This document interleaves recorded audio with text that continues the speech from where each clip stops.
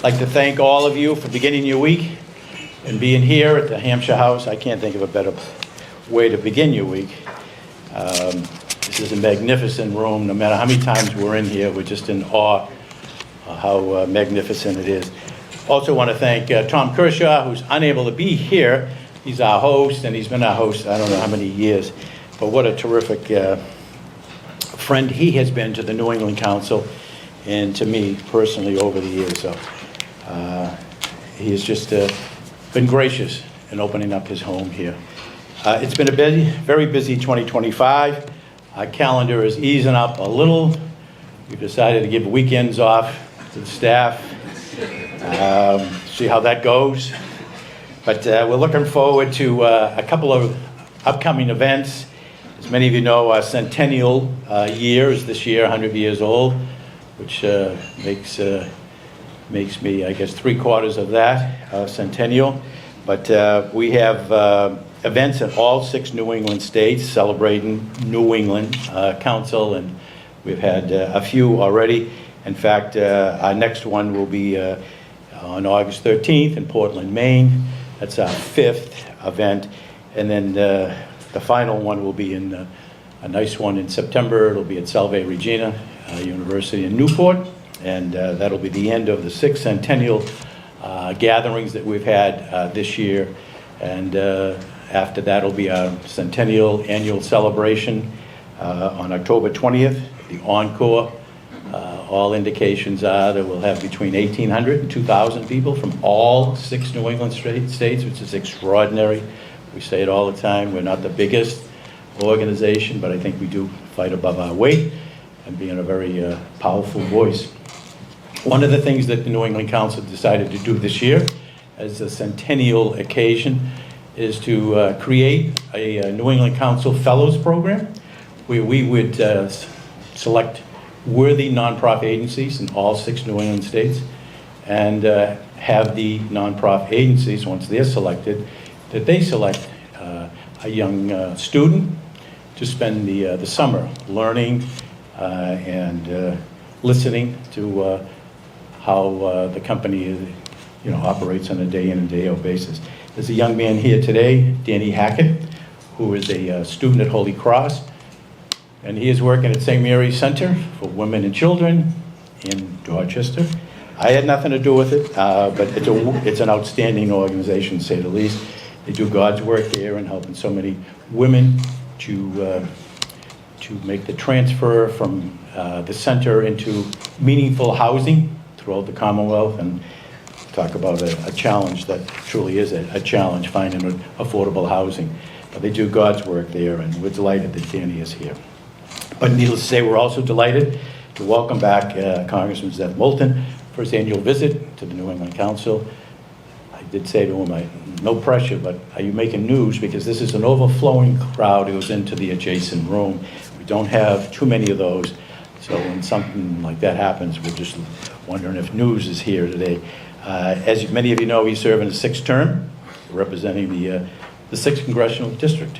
And he has served on the House Armed Services Committee since taking office in 2015, where he has drawn on his own experience as a decorated Marine Corps veteran to shape national security policy. He's also a member of the House Transportation and Infrastructure Committee, where he's advocated for investments to improve public transportation, and in particular high-speed rail in the region. And during the last Congress, the Congressman was selected by the House leadership to serve on the House Select Committee on strategic competition between the United States and China, which was established in 2023 to bring together leaders on both sides of the aisle to build consensus on the threat as posed by the Chinese Communist Party and develop a plan of action to defend the American people, our economy, and more importantly, our values. So we're delighted you could join us this morning, coming off a couple of very busy weeks in Congress. Hopefully you can share his insights on the recently passed budget reconciliation bill and what's next on the Hill in the weeks and the months ahead. Please give a warm New England Council welcome to the Honorable Congressman Seth Moulton.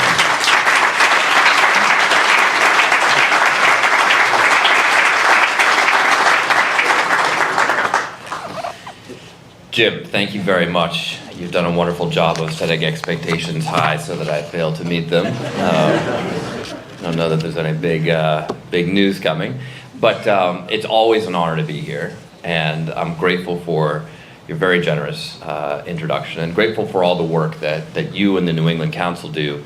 Also the work that you do personally. Some of you may not know, but Jim and I share particularly dedication to work for the disabled because of family members affected by that, and I really admire your leadership on that.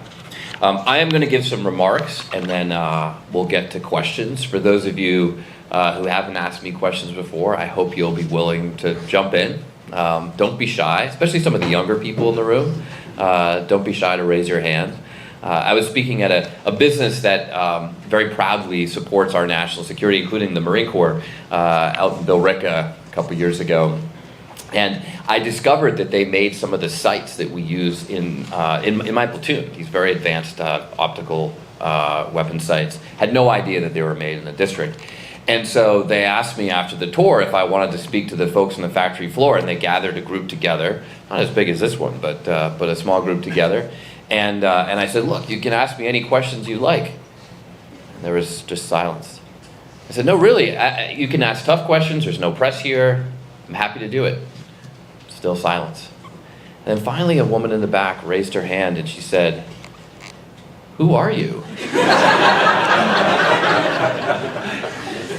So there are familiar faces here, but for those who are new, I do appreciate your introduction. Jim. You know, I was out at dinner last night with my parents, and a friend came up and asked my dad how my brother Cy was doing. And my dad said, Cy's doing great, except for the green line. Now, only in Boston do you get an answer like that. He lives in Somerville, commutes by the green line, and apparently this is a weekly headache for him. I do usually come here to talk about trains. That is what I love to discuss. But it is my job to talk about politics, so I thought I'd talk a little bit more about politics today. You know, politics is not something that I've ever enjoyed as a sport. In fact, in Washington, I always come into town with a pile of the congressional newspapers on my desk because I have to flip through them. I'm not following the political Twitter or whatever, so I have to read the headlines just to understand things like when one of my colleagues was using taxpayer funds to transport his rabbit back and forth between here and California, and I would never have known about that if I hadn't had these political newspapers to keep up with it. Don't worry, he was pardoned by Trump. But look, politically right now, America is a very divided country.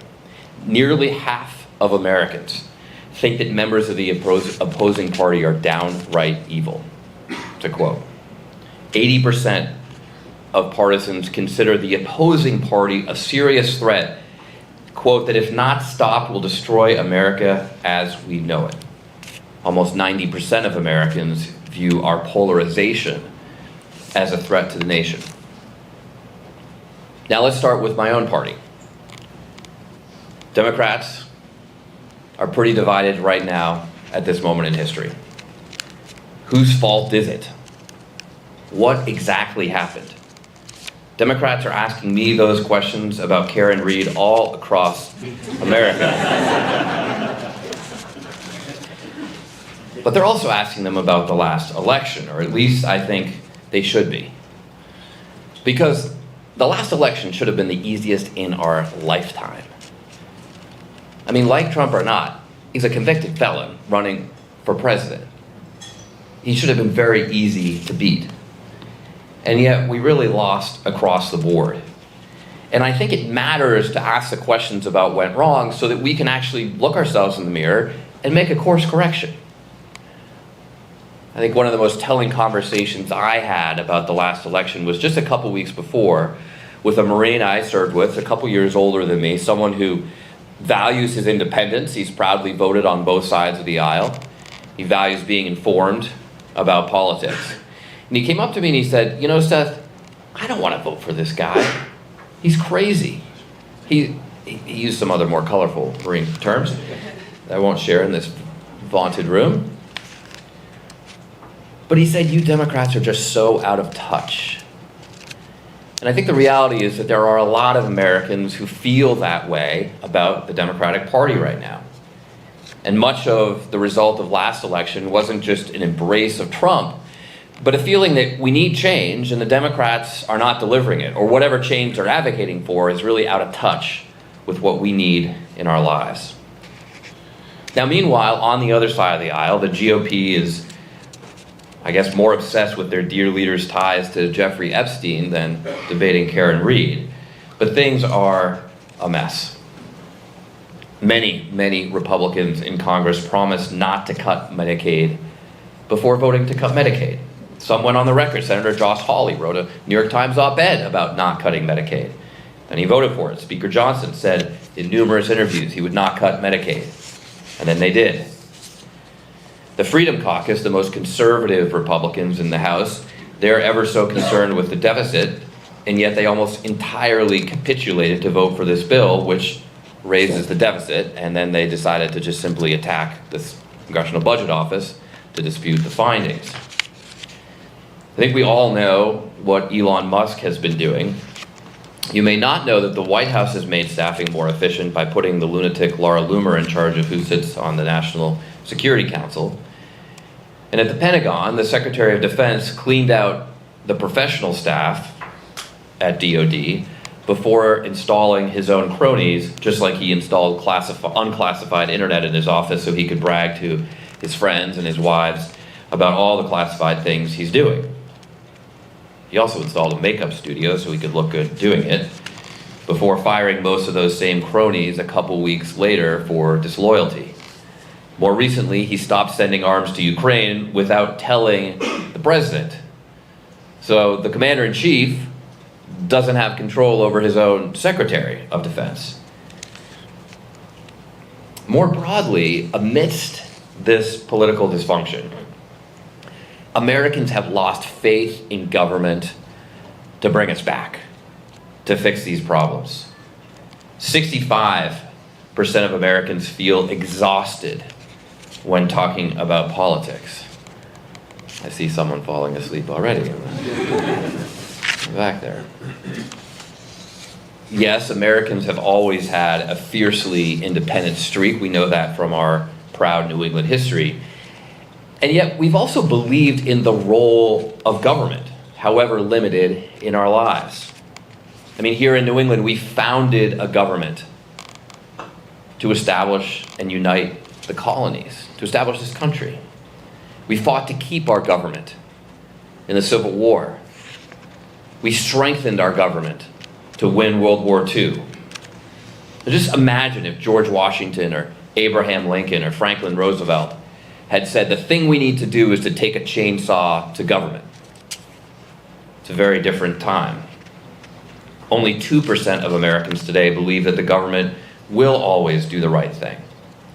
You know that phrase, good enough for government work? What does that mean? What does that mean, Tom? Lenny? It's supposed to mean government work is shoddy and second. Yeah, exactly. It actually comes, we all know what it means. Good enough for government work. It actually comes from World War II, when there was such a high standard for things being produced across private industry for our troops, that it was a real compliment to be able to say, your factory could produce things good enough for the government. That's how much things have flipped. I'll tell you another quick story that has to do with why I am in this job. On my second deployment in 2004, I remember where we were. It was the end of a tough day. A corporal in my platoon, he's from down south, he came up to me at the end of that tough day and he said, you know, sir, you ought to run for Congress so that this stuff doesn't happen again. Again, he used a Marine term for stuff. But the point is, this is someone who, as an 18-year-old, took a government job. He believed in our government enough to go work for the government, enough to put his life on the line for our government. And when he said, I don't like what I'm participating in here in Iraq, and I want people to go to Washington and make sure that this doesn't happen again. He wasn't saying go to Washington with a chainsaw to eviscerate government. He was saying go fix it. And that fundamentally is why I'm doing this job. It's one of the most frequent questions I get. I'm sure some of you are asking this question in your minds right now. Why the hell do you keep doing this, Seth? You know, it's pretty horrendous down there. But despite the polarization, the difficulty, the acrimony, we still need our government, and we do have to make it better.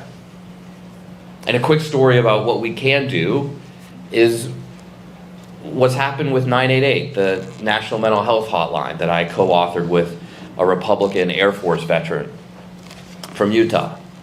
He and I passed this 3-digit number to be available for anyone. In the middle of the night, tough day, you or a loved one is having a mental health crisis, you can call that and speak directly to someone who can help. It's probably the single piece of legislation that I'm most proud of in my time in Congress, and statistically it's saved thousands of lives. Calls are up 50%. Texts to 988, because you can text it as well, are up not 50% but around 1,500%, which is an amazing measure of the number of kids who are getting help in their moment of crisis. Of course, it's also a sad dialogue on the extent of the youth mental health crisis in America.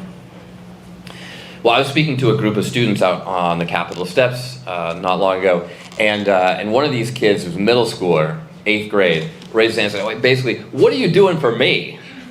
What difference are you making in my life with what you do up in that building?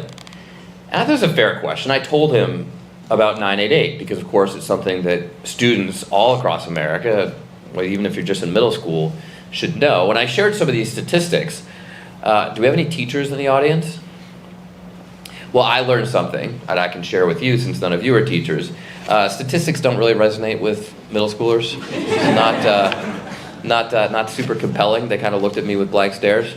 But after I got my picture with them, this woman from another group came up and she said, I'm very sorry to interrupt you, sir, but I just want to tell you that your law saved my daughter's life. And then she introduced me to her 13-year-old daughter. That's why this work matters. That's why we have to keep doing it, because it does make a difference in people's lives. So how do we make government work? Well, let's just start with the basics. I mean, I think the first job of government is to keep us safe. That's life and liberty, right? Life, liberty, pursuit of happiness. You can't have life and liberty if you don't keep us safe. That connects the government's role from the Revolution to the Civil War to World War II to the dangerous world that we face both at home and abroad today. Now, I would argue that President Trump is making things worse. Healthcare cuts don't keep us safe. Securing the border makes us safe, but throwing out the Constitution so you can round up 18-year-old honors students and throw them in detention for 6 days, just to cite one example of ICE's rampage across the state, smashing car windows in front of little kids to pull someone out, erratic policies overseas, trumpeting talking points from the Kremlin, making plans to invade Greenland or Canada. That might sound absurd, but we're going to have a debate tomorrow on the defense bill in Washington about whether or not the Pentagon actually has plans to invade Greenland, because when the secretary, this genius Pete Hegseth, was pressured about this in a hearing a couple months ago, he wouldn't deny it.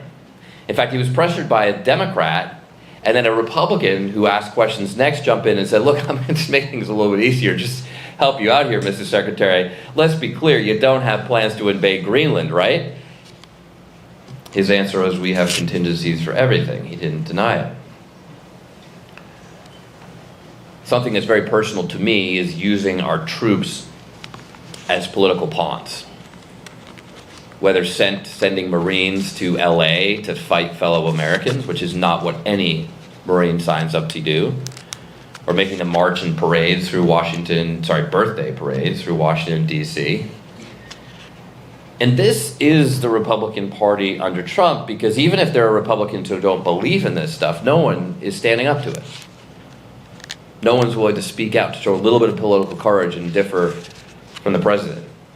It's amazing how hard we've been working just in the past few days to get bipartisan support for amendments that are fundamentally bipartisan, like supporting Ukraine. And yet everyone's just so afraid that they'll cross the president. So look, I want to reclaim the flag, leadership on national security for Democrats.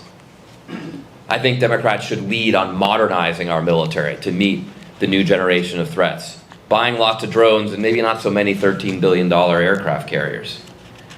I think we should lead on having a constitutional foreign policy where we support our allies and oppose our adversaries. I didn't used to have to say that. That's kind of basic, and yet it seems to be a challenge for Donald Trump.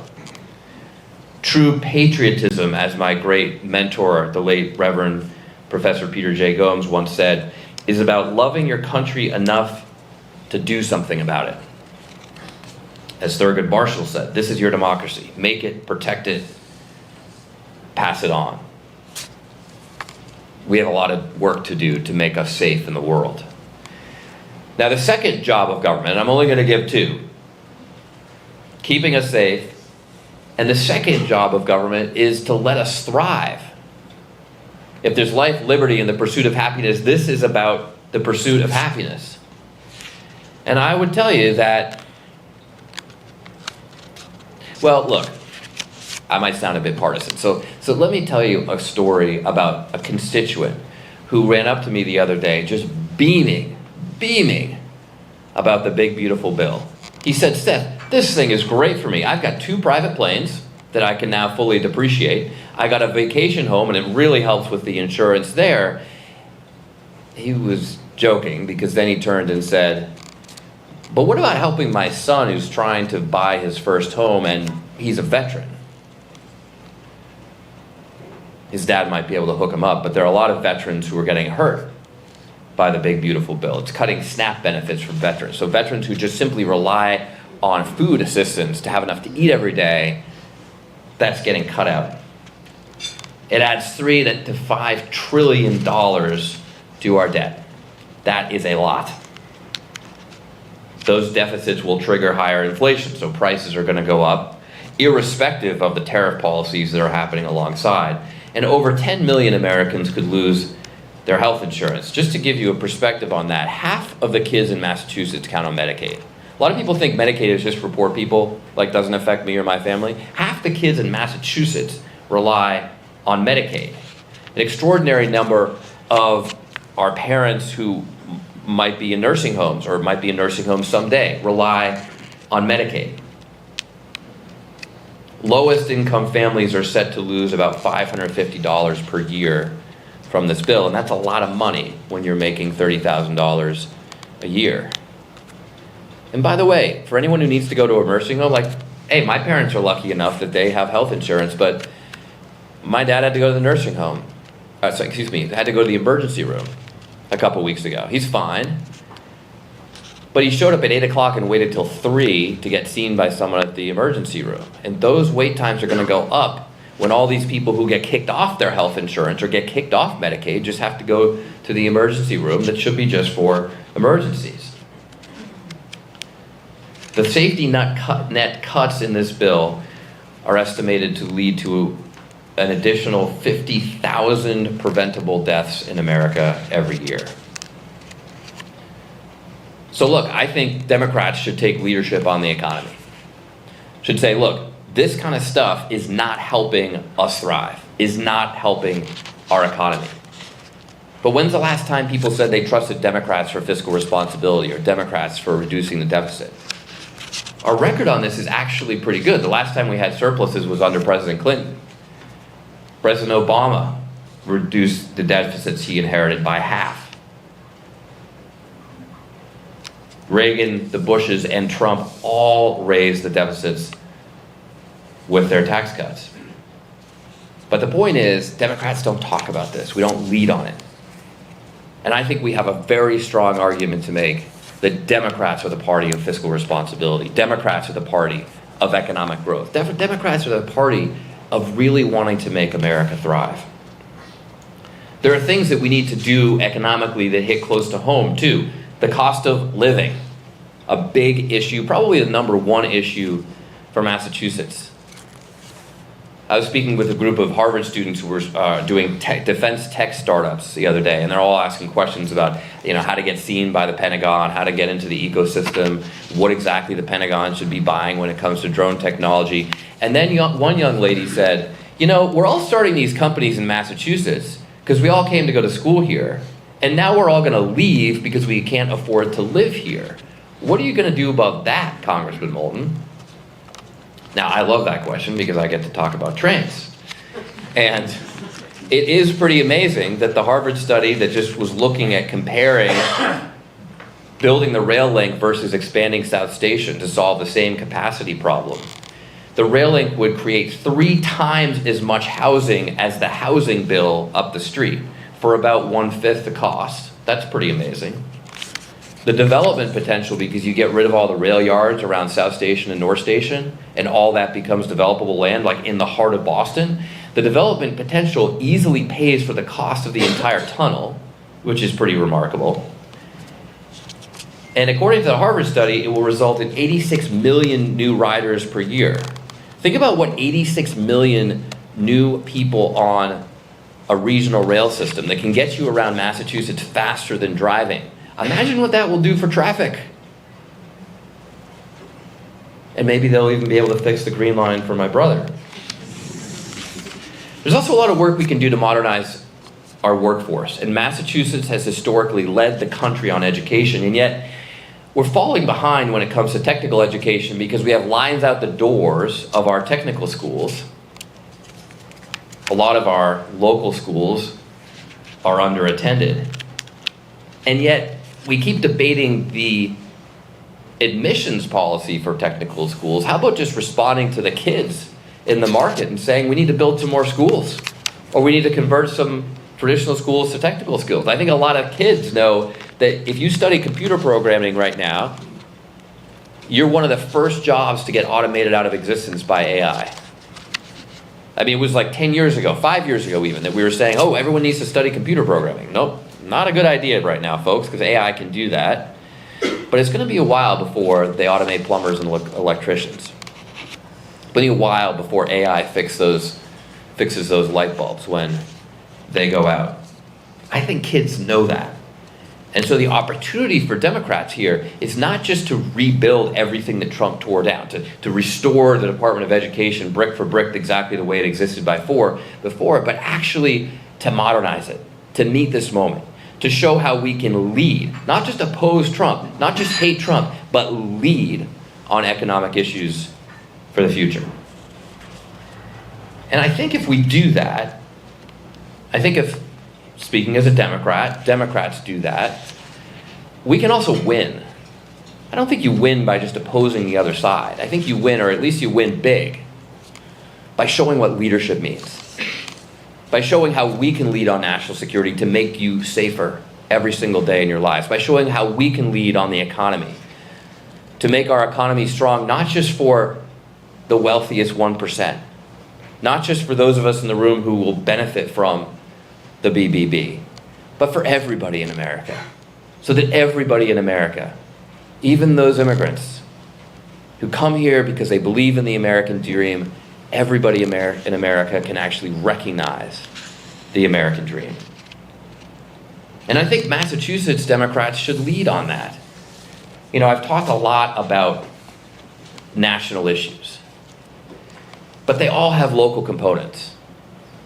If we believe we can do better with education, we can set the tone for the rest of the country, the same way that we've done with so many issues, the way we've led the country on healthcare, led the country on marriage equality, and led the country in the past on education reform.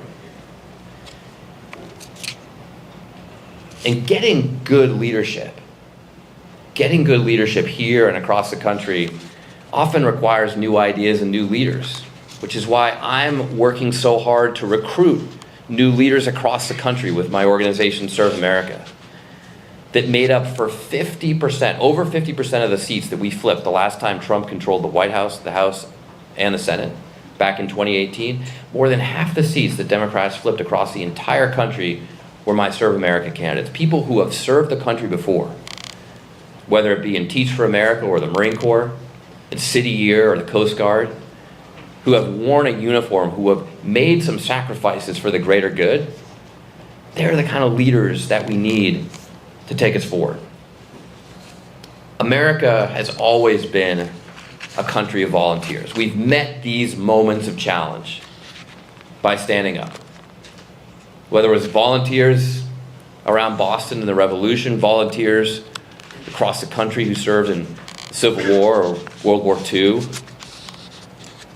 volunteers who served in our most recent wars, or volunteers who just get involved, as many of you do, in our communities. America has never been a country that gets it all right, but we've always been a country that believes that we might. And it takes volunteers to do this work. So while part of my job is to change politics nationally, to work on making sure that we can take back the House, that we have a chance at the Senate, that we can take some power away from this rampant White House. Right here at home, there's a lot of leadership that can make a difference on these issues for Massachusetts. And I continue to believe that Massachusetts can lead, not just oppose, not just resist, but lead for the country. So just know that whether your project is disability rights or the rail link, transportation, housing, like whatever you're working on, medical innovation, just know that you have a willing partner in me. And I want to make a difference, not just for Massachusetts, but to set the course of change for our country at a time when I think we desperately need it. So thank you very much for having me this morning, and I'd be delighted to take some questions.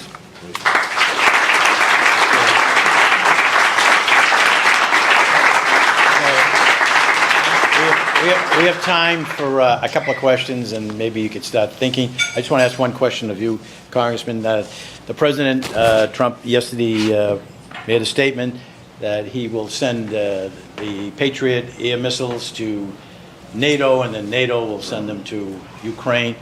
He's going to make a major statement today regarding Russia. What has happened in the last couple of weeks where the President's gone from Putin being brilliant and smart to being just a man of BS? And what do you think the future is going to be in the relationship with Ukraine, with the administration? Jim, you're asking me to understand Donald Trump's mind, and I'm not a child psychologist, so I don't know that I can really say what's happening with him in Ukraine. He seems to be waking up to something that I think all of us figured out a while ago, which is Putin is not a great guy. He's a bad guy, and we should oppose him, not support him. But obviously there's continued chaos in the administration, and frankly, we don't know. I mean, the fact that Trump came out in support of Ukraine less than a week after his own administration cut off weapons to Ukraine, including these Patriots, is pretty extraordinary. And the point is, it's not just that we have someone in the commander-in-chief spot who doesn't agree with a lot of Democrats and Republicans, a lot of Americans on basic foundational foreign policy principles, like Xi Jinping, Vladimir Putin, Kim Jong-un, bad. That's not very complicated. And yet he seems to disagree with that. It's also the fact that there's just total chaos. And that's dangerous for our national security. Okay, I know we only have a couple of minutes. Amy? Just a question. How do Democrats... You want to just identify yourself? Sure. Good morning. Amy Asepi from the Federal Home Loan Bank of Boston. So how do you think Democrats tell the story if Republicans structure the bill in a way that you won't see the effects of the Medicaid cuts? There's a lot of talk that's being said. You won't see the effects until after the midterm election. So how do Democrats tell the story? Yeah, I mean, the Republicans were pretty savvy, to put it politely, with how they structured this bill, where the tax cuts hit immediately, the Medicaid cuts and other things, many of them hit down the road. But the point is, we need to get out there and we do need to tell this story. And I think we should talk more about just these foundational issues of fiscal responsibility, which you don't hear Democrats talk about.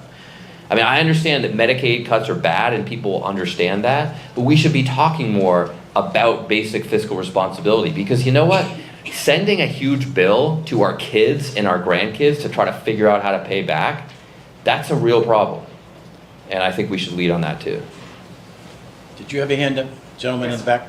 Just identify yourself. Good morning, Congressman. Good morning. Thank you for your service. I did 30 years of submarine service. I finished last year. I am currently the New England workforce lead for the Maritime Industrial Base. And so my question is, do you see a strong bipartisan support for Office of Shipbuilding, Maritime Industrial Base, or what do you see from everybody out there in support of the shipbuilding and maintaining? Is, New England, we support most of the primes and shipbuilders. Well, first of all, thank you for your service. 30 years is a lot of time to spend underwater. I hope you have a social life. That's pretty tough. I was on a submarine over in the UK not long ago, and I remarked to the something similar to I think the commandant of the UK submarine force. And I said, it's not an easy life and it's dangerous. I mean, this is pretty remarkable what you guys do. And he said, well, it's not as dangerous as flying helicopters. I said, well, I've been in a lot of helicopters as a Marine. I don't know that I really agree with that. And he said, well, Seth, there are a lot more helicopters at the bottom of the sea than there are submarines in the sky. I use that line all the time. I think shipbuilding is complicated because America is so far behind. One of the things I'm an advocate for that you might disagree with is allowing foreign shipyards, not Chinese, but our allies like the South Koreans and the Japanese, to repair our ships.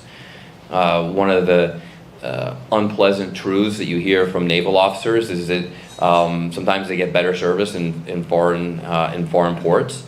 And I think we just do not have the capacity, especially in a wartime scenario, to meet that need domestically. But there's also this longer-term question about how to rebuild the domestic shipbuilding industry. And my personal view is that it won't be by recreating the industry that we had in the 1950s. It will be investing heavily in the next generation of shipyards. Shipyards that use additive manufacturing, that are highly robotic, and that can produce not just huge ships that we think of, but the remarkable number of smaller unmanned vessels that will undoubtedly make up the future of our Navy. We'll get you, Lenny. Go ahead, sir. Mel Beck, that's the Turkish American Coalition. Congressman, thank you very much for your service, and thank you so much, New England Council, for this organization.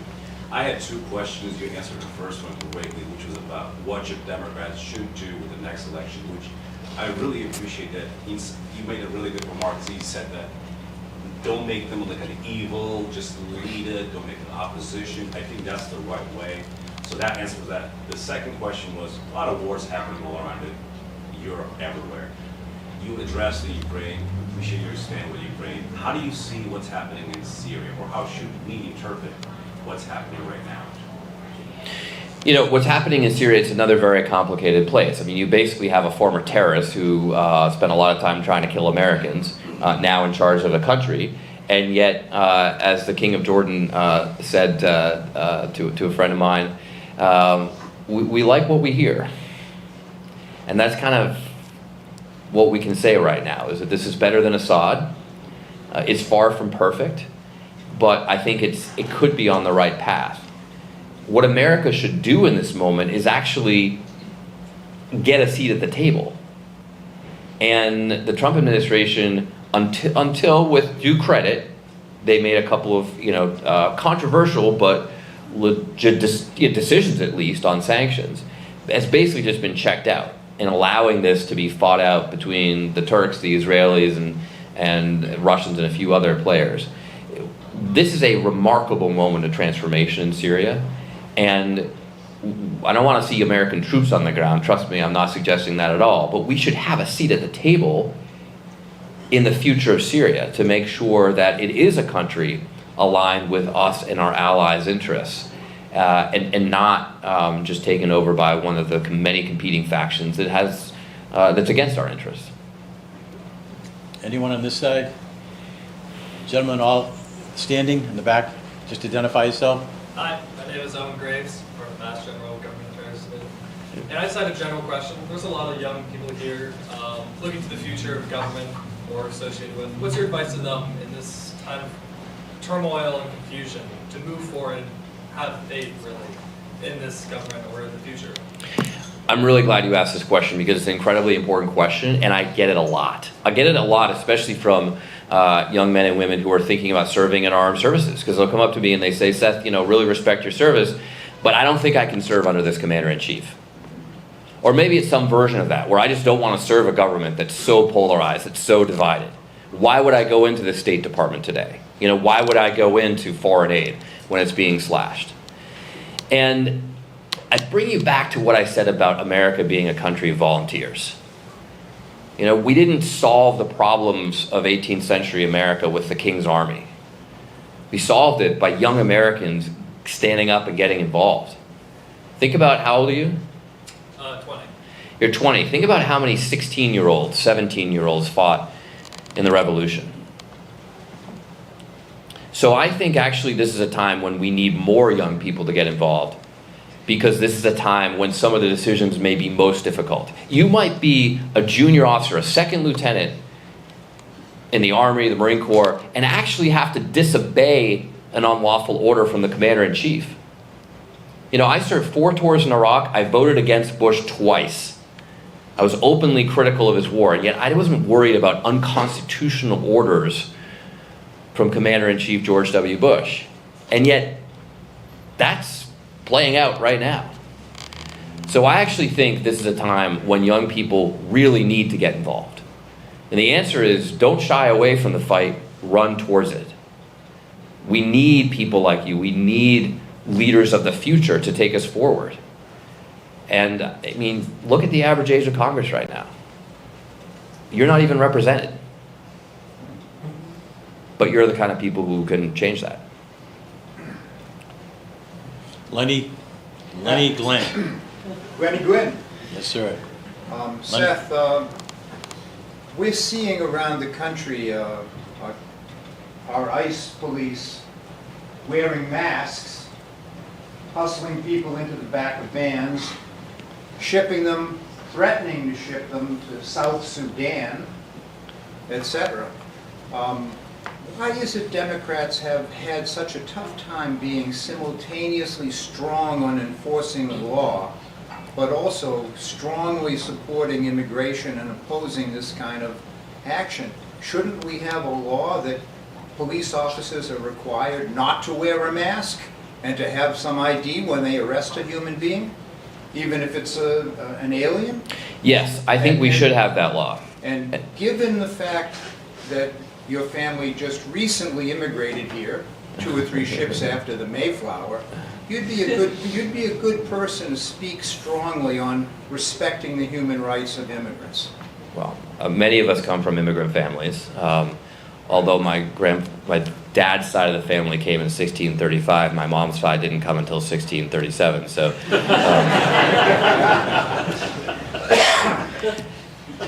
first of all, just to answer the question bluntly, I absolutely think that we should have a law not allowing officers to go around smashing car windows to pull people out in front of their kids wearing masks. Right.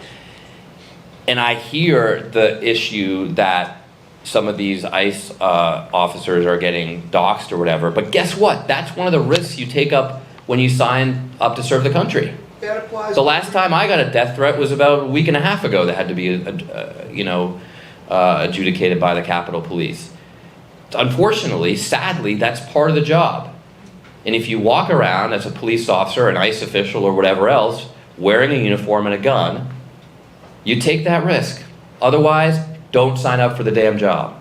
That And you should not. Every cop in the country. Lenny loves to that- give speeches. That applies to all the police in the country. Let me just answer your question, all right? Yep. That's a risk you take, and you should have to not look like the Gestapo when you're doing it. But the reason, I want to try to answer your other question too, Lenny.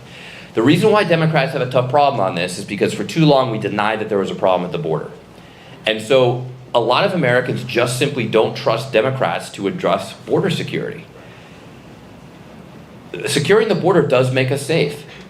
Now, the history on this is more complicated. If you actually look at the last 20 years, there have been numerous, at least 3 or 4 bipartisan immigration proposals, including one supported by George W. Bush, who was a real Republican leader on this. And the proposal under his administration was sunk by conservative Republicans in the House. It's always Republicans who sink this. The last one was in the Senate, negotiated by a Republican from Oklahoma, sunk by President Trump, who said, I want to play politics with this for the election.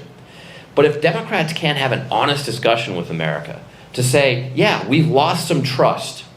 We lost some trust because there are a lot of Democrats who said there wasn't a problem at the border, nothing to see here. We lost some trust because a lot of Democrats said there's not a problem with inflation, it's transitory. You people know what transitory means, but go to a factory worker in Ohio and ask him what transitory means. I mean, come on. And oh, by the way, there were a lot of Democrats who said, Joe Biden is just fine, there's nothing to see here. And people could see with their own eyes. So this is what I mean when Democrats have lost credibility that I think we need to regain. It's one of the reasons why I want to just have Democrats talk about fiscal responsibility, talk about the deficit. This is our opportunity. This is our moment. It's not going to get better than this. But let's not just oppose Trump. Let's show how we will lead on these issues. You had your hand up here, and then Joe. Go ahead. Morning, Congressman Cam Gard from MBTA. Good to see you. I apologize for the green line to your brother. I know you're working on it. Amen, amen. My question... You're not wearing a mask despite all the criticism you get, right? I'm wearing my MBTA pin today. I know you have a hearing with Transportation Secretary Duffy on Wednesday. I'm hoping to see maybe what you are hoping to glean from him and USDOT, especially with surface transportation reauthorization on the horizon. I mean, look, Donald Trump was the first president in American history to actually use the term high-speed rail in his inauguration speech. So there are glimmers of hope even in this administration. And he's used it in the context of why should China have the fastest trains in the world? I wonder that too. Just about any Chinese metro system, no offense, looks way better than the T. And the point is that we don't need just incremental improvements. Yes, I want the Green Line trains to run reliably. But fundamentally, we have a 19th century transit system in Boston that we're trying to patch up.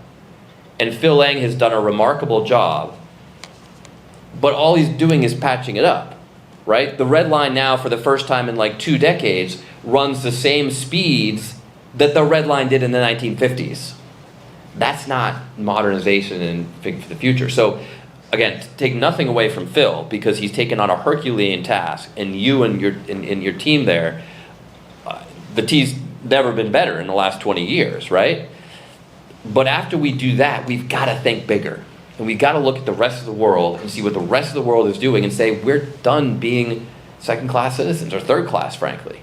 So I think there are some glimmers of hope there that I would like to pull out of the Transportation Secretary and say, you know, if you're just promoting 1950s highway policy, America is always going to be behind China, and we shouldn't be. Joe Donovan. Congressman, while the, let's term it, voluntary departure rate for members of Congress, House and Senate has never necessarily been high, do you see, serving on a committee like Armed Services, do you see members, both from the Republican and Democratic side, at a higher rate saying to you, or you hear it through other people, that they're deciding to leave just because, again, whether they're Republican or Democrat, they just don't want to deal with this anymore. If they're a Republican, again, it serves on Armed Services, a very bipartisan committee, but they just can't stomach what's happening. It's time for them to leave. Yeah, I mean, look, the reality is that it's a very tough time to have political courage on either side of the aisle, right? I made a statement to the New York Times last fall that I thought was pretty common sense. 80% of Americans, 67% of Democrats agree with me on men and women's sports. And there was a 200-person protest in front of my office the next day, right? You know, someone who really deserves a lot of credit for political courage right now is Representative Don Bacon of Nebraska, a Republican who's been willing to stand up to Hegseth, has been willing to stand up to Trump. And he gets a lot of death threats. He gets more death threats than I do. There's more political violence on the right than the left, although it's prevalent on both sides right now. And that's tough on him and his family. I mean, I've heard about some of the phone calls that his wife has received on their home line, and they're absolutely disgusting and infuriating. So it is a legitimately difficult time to serve in government. And that's why I said to you back there, like, I'm not saying sign up because it's easy. I'm saying sign up because it's hard. Because it's a time when we need people to serve. But the problem in Washington has always been a lack of political courage. You know, people ask me all the time, why is government so stupid, or Congress specifically, why is Congress so stupid, Seth? Like, how can you not believe in climate change or whatever the issue of the day is?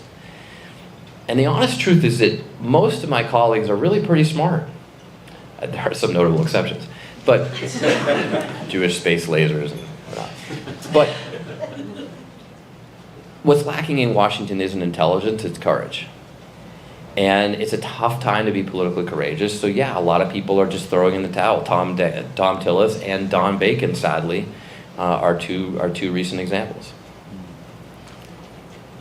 One final question, just identify yourself, sir. I'm Tamaki. This is in regards to high-speed rail.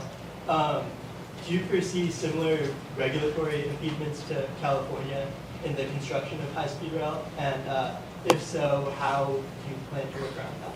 I mean, thank you for a question that I obviously love to talk about. But this is also, look, there's an easy way to answer this, the politically convenient way, which is just to say the truth of the matter, which is that things are probably not going to get better under Secretary Duffy, but I'm really going to push him to try to do so, to recognize this opportunity we have to look a little better compared to the rest of the world. You know, but the more nuanced and I think important answer to this question is, again, this is a place where Democrats need to look ourselves in the mirror. Because you can't just blame Republicans for all the problems with California high-speed rail, a project that was supposed to be done by 2020 for about $20 billion and is now projected to cost about $134 billion and won't be done by 2035. And by the way, if you do the analysis, it's still cheaper at $135 billion than expanding airports or highways to meet the demand. So we still should do California high-speed rail. But it's a blue state with blue state regulations that have held up this project that's fundamentally good for the future. And by the way, fundamentally good for the environment. Even when I was working on a high-speed rail project in Texas, the number one challenge we had was dealing with the environmental regulations in Texas. And that's great when they stop a 14-lane highway. That's what environmental regulations are designed to do. We also had Harvard do a study on the impacts of subsidies for driving in Massachusetts. It's like a $60 billion subsidy that we give to people to drive, just because of all the hidden costs of driving, not least of which is land use. Massive environmental costs to driving. But when you're talking about a rail link that will take 86 million new riders out of their cars, or you're talking about California high-speed rail, that will take millions of people a year out of their cars, these great projects for the environment should not be stopped by environmental regulations, and that's been what's happening. So part of why I talk about the potential for Massachusetts to lead here, for the potential for what we do at home to set a great example, to actually provide some leadership for the rest of the country, is because that's true. Because we have an opportunity here to make some changes at home that can lead the way. Right now, you have to go to Europe or Asia to understand what high-speed rail is. And people who experience come back and always say, Seth, why don't we have this here? I had a Republican from Texas, in fact, who I've been working with on rail issues. And he stopped me the other day out in front of the Capitol. And he said, Seth, I got to tell you, the trains in Europe are amazing. Like, they're what you said. They're really what you said. They're amazing. And they've got all these small towns where you can walk, and they've got great cafes, all because you don't have to drive everywhere with major parking garages and everything else. And I'm like, yeah, man, I've been trying to tell you this for a while. He said, no, you're right. I want to work on this with you.